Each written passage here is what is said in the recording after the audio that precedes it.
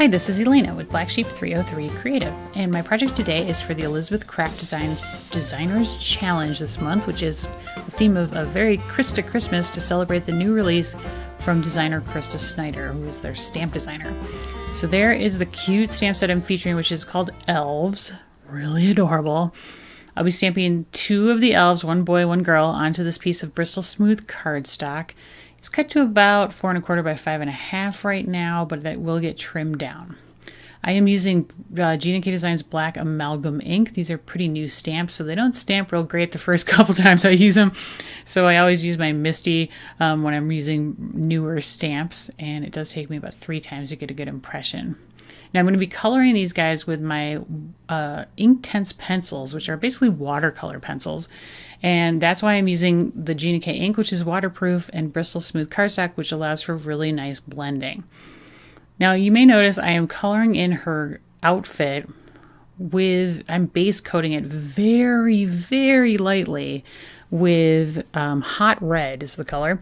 And then I'm going to dip my brush into some water and then start going over where I have colored. And you'll notice that the color becomes a lot stronger once you hit it with water.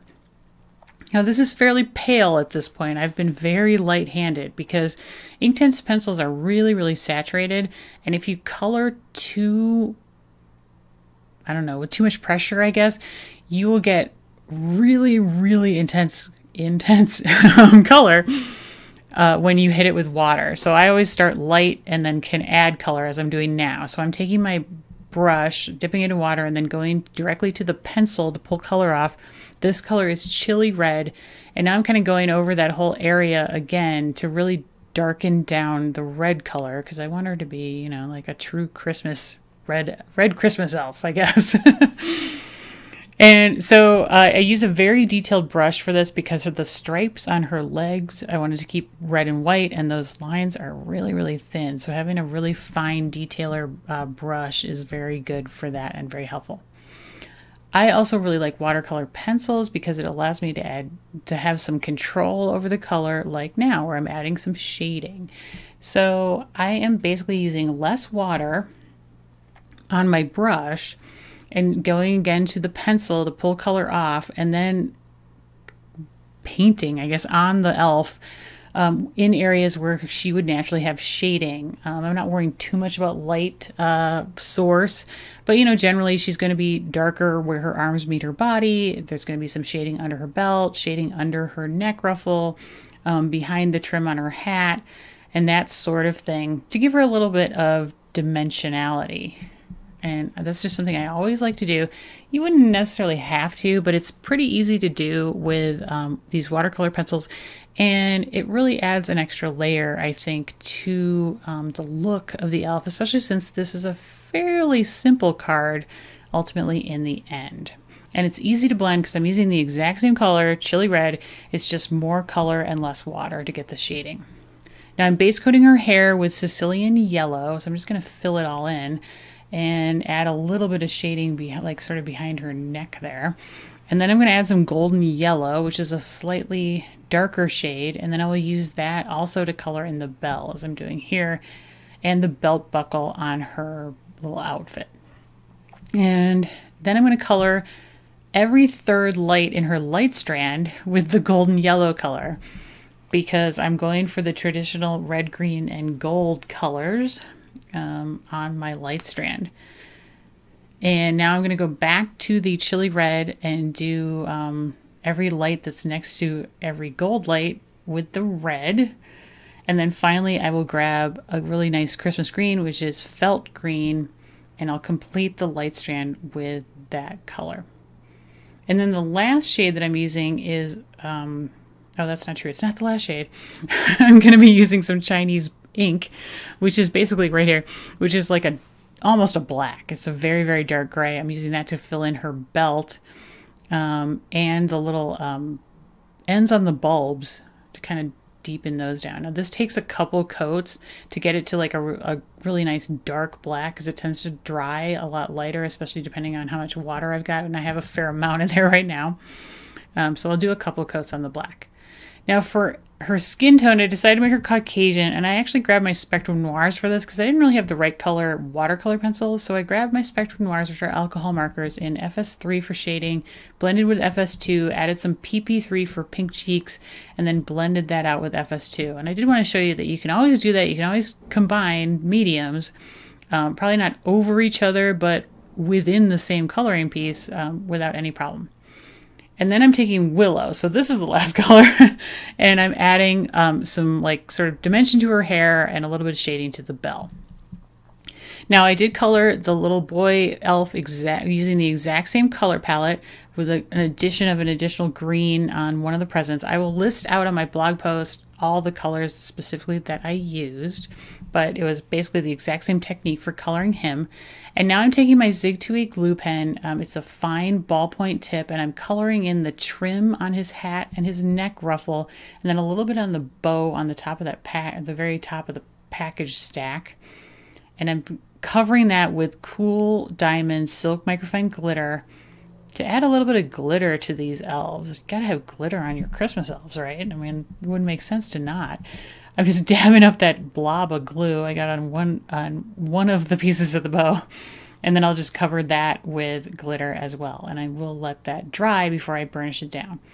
And now I'm going to do the exact same thing for the girl elf. So as soon as the glue turns from blue to clear, you know it's done, and that's when you can burnish it, which means sort of rub over the glitter to really bring out the shine. And that makes a huge difference with the Elizabeth Craft Designs glitter, and it is so pretty.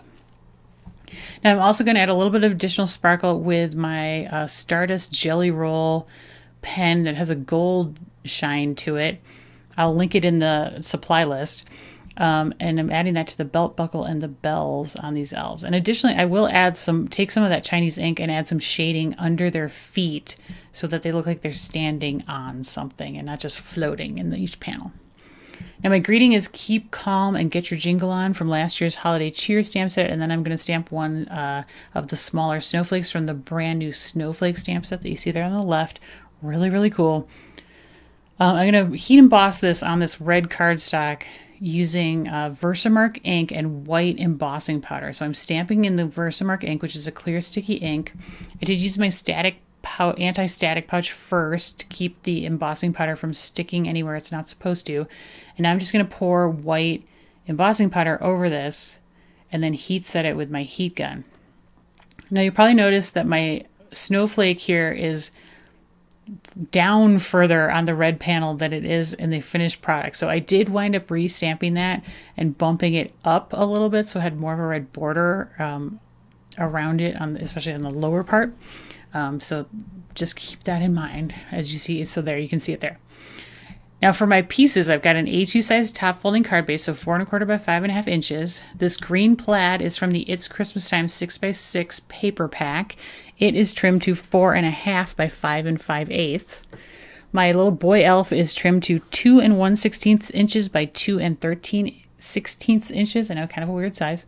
My girl elf is trimmed to 2 by 2 5/8. My greeting is trimmed to 2 1/16 by 2 3/8. And my snowflake panel is 2 inches by 2.5 inches. And that is all listed out on my blog as well in the step out photos. Now, since my card base is a little bit smaller than my front panel, what I'm going to do is adhere it to the back of the front panel, just like kind of centering it and pressing it down. That's kind of my technique for getting stuff centered on the back, and it still works just fine as a regular card. It'll open and close, no problem. Now I'm going to adhere the 4 panels down like you see there, using 6mm clear double-sided adhesive tape that I have on the back of all 4 of these pieces. Just trying to get the borders, roughly equal all the way around. The middle border up the center is a little bit skinnier, but that's okay with me. You get the idea. And that is basically the completed card. And there you can see the shading like under the elves' feet, and hopefully some of the sparkle from the glitter and the gold Stardust pen on each of them. And I thought it was pretty cute. And I think it's something you could potentially assembly line, especially if you like coloring, like when you're watching TV or something, because there is a fair amount of coloring on each of these elves, but they're so cute. So I hope I've inspired you to check out the brand new release of Christmas stamps from Krista Schneider over at the Elizabeth Craft Designs blog. as well as last year's release, because I think between the two releases, you would have a super comprehensive Christmas stamp library if that's of interest to you. And please check out the Elizabeth Craft Designs blog today, which is linked in the video description for all the other great designer projects. As always, supplies are linked in the video description and over on my blog. If you liked the video, please give me a thumbs up and leave me a comment, like it in comments. If you haven't subscribed to my channel yet, I'd appreciate it if you do that as well. And here are 2 more Christmas videos I've done in the past using Krista Schneider's stamps. So please take a look at those as well. Thanks so much. Have a great day.